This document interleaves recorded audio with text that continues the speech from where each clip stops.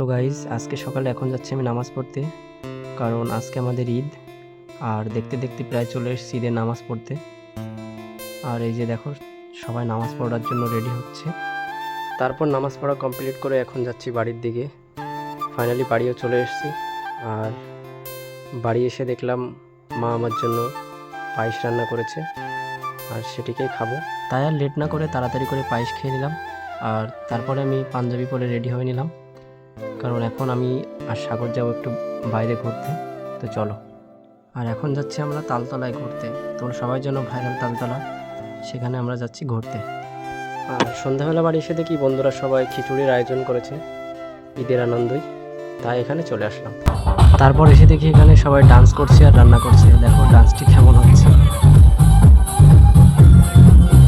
তারপর দেখতে দেখতে আমাদের রান্না প্রায় কমপ্লিটের দিকে।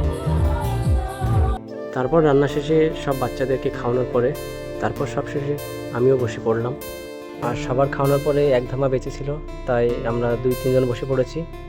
আর আজকের ব্লগটি খিচুড়ি খেতে খেতেই শেষ করলাম। ভিডিওটি ভালো লাগলে সাবস্ক্রাইব করুন।